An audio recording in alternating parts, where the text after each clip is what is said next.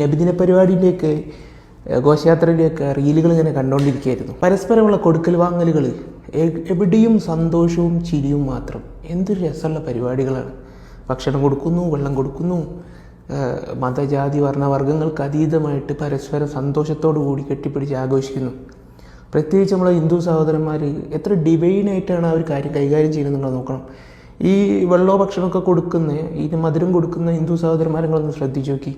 അവർ കൃത്യമായിട്ട് കുറിയൊക്കെ തൊട്ട് വളരെ ഭംഗിയിൽ അടിഞ്ഞൊരുങ്ങിയിട്ടാണ് ഇതിനു വേണ്ടി വരുന്നത്. അപ്പോൾ ഈ സമയത്ത് എനിക്ക് പറയാനുള്ളത്, കുറച്ച് ആൾക്കാർ ഇതിൽ വല്ലാതെ അസ്വസ്ഥരാകുന്നുണ്ട്. അത്തരത്തിലുള്ള ആൾക്കാർ നമ്മൾ തമ്മിൽ ഭിന്നിപ്പിക്കുക എന്നുള്ളതിൽ അവർക്ക് രാഷ്ട്രീയ സാമ്പത്തിക ലക്ഷ്യങ്ങളുണ്ട്. ആ ലക്ഷ്യങ്ങൾ നമ്മൾ തിരിച്ചറിയണം. എന്നിട്ട് നമ്മളെ തെറ്റിക്കാൻ നോക്കുമ്പോൾ നമ്മൾ തന്നെയാണല്ലോ, നമ്മൾ മനുഷ്യന്മാർ പരസ്പരം അറിയുന്ന ആൾക്കാരാണ്. അപ്പോൾ ഒരു കുത്തിത്തിരിപ്പിന് വരുന്ന സമയത്ത് മുസ്ലിങ്ങൾ നിങ്ങൾ അങ്ങനെ ചെയ്യാൻ വരുന്നുണ്ട് കേട്ടോ എന്ന് പറയുകയാണെങ്കിൽ തൊട്ടപ്പുറത്തെ വീട്ടിൽ പോയിട്ട് മുസ്ലിമിനോട് തന്നെ നേരിട്ട് ചോദിക്കണം. നമ്മളെ സുഹൃത്തുണ്ടാവും, നിങ്ങളങ്ങനെ ചെയ്യാൻ പോകുന്നുണ്ടോ, അങ്ങനെ പറയുന്നുണ്ടല്ലോ, ആ വിഷയത്തിന് ക്ലാരിഫൈ വരുത്തണം.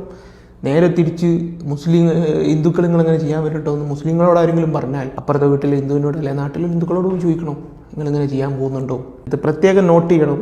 സംഘികളെ കുറിച്ചല്ല ഞാൻ സംസാരിക്കുന്നത്, ഹിന്ദു മുസ്ലിം ആ ഒരു ബന്ധത്തെക്കുറിച്ചാണ് ഞാൻ സംസാരിക്കുന്നത്. അതുപോലെ തന്നെ ഈ നബിദിനം പറ്റൂല, ഇത്തരം കൂടിച്ചേരലുകൾ തെറ്റാണ്. അത് നബിദിനം എന്നില്ല, ദിക്റോ സലാത്തോ റാത്തീബോ എന്ത് പരിപാടികളായാലും റസൂൽ സല്ലല്ലാഹു അലൈഹി വസല്ലം തങ്ങളുടെ പുകഴ്ത്തണ മൗലിദോടുകൂടി നടത്തുന്ന വീട്ടുകൂടലായാലും എന്തായാലും അതിനെ എതിർക്കുന്ന ഒരു വിഭാഗം മുസ്ലിങ്ങൾക്കിടയിലുണ്ട്.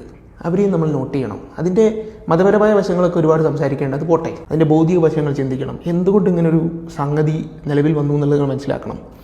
അതായത് ഈ 19-ാം നൂറ്റാണ്ടിൻ്റെ തുടക്ക കാലഘട്ടങ്ങളിലൊക്കെ ആ കാലഘട്ടത്തിലും ഇസ്ലാമിക സാമ്രാജ്യവും സംവിധാനങ്ങളും ശക്തമായിട്ട് നിൽക്കുകയാണ്. പിന്നെ ഇന്ത്യയിലടക്കം മലബാറിൽ ഒരുപാട് സ്ഥലത്ത് മുസ്ലിം ജനസാമാന്യം ശക്തമായിട്ട് ബ്രിട്ടീഷ് സാമ്രാജ്യത്തിനെതിരെ നിൽക്കുകയാണ്. അപ്പോൾ ഇതിൻ്റെ ഒരു ശക്തി കേന്ദ്രം പരിശോധിച്ച് നോക്കുമ്പോൾ കൂട്ടമായിട്ട് നിൽക്കണ ഒരു നേതാവ് ഉണ്ടാവും. ഒരു ലോക്കലി അല്ലെങ്കിൽ ഒരു വൈഡ് ഏരിയയിൽ മുസ്ലിങ്ങൾക്ക് ഒരു നേതാവ് ഉണ്ടാവും. മൂപ്പര് ഏതെങ്കിലും ഒരു ത്വരീക്കത്തിൻ്റെ ആയിരിക്കും. അപ്പം അങ്ങനെയുള്ള ഒരു നേതാവിൻ്റെ കീഴിലായിരിക്കും ഇവർ സംഘടിക്കുന്നത്. അപ്പോൾ ഇവർക്ക് ആത്മീയമായ ദിക്ർ ഹൽക്കകൾ ഉണ്ടാവും, റാത്തീബ് ഹൽക്കകൾ ഉണ്ടാവും, ഇതുപോലുള്ള ഉറൂസും കൂടിച്ചേരലുകളും പരിപാടികളൊക്കെ ഉണ്ടാവും.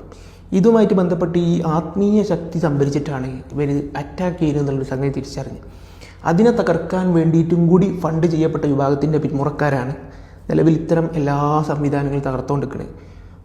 ചില അത്തരം സംവിധാനങ്ങളൊക്കെ നമ്മുടെ സമൂഹത്തിൽ നിന്ന് അന്യം നിന്ന് പോയി കഴിഞ്ഞ് ഇനി നബിദിനം പോലത്തെ പരിപാടികളേ ഉള്ളൂ. അതും കൂടി കൈവിട്ട് കഴിഞ്ഞാൽ നമ്മൾ ഈ ആത്മീയമായ കൂടിച്ചേരലും ഈ ഒരു പരസ്പരമുള്ള സ്നേഹ കൈമാറ്റവും നിലച്ചു കഴിഞ്ഞാൽ വീണ്ടും വീണ്ടും ഇത് ക്ഷയിച്ച് ഇല്ലാതാകുന്ന ഒരവസ്ഥയിലേക്ക് വരും. എല്ലാവർക്കും നബിദിനാശംസകളും ഓണാശംസകളും.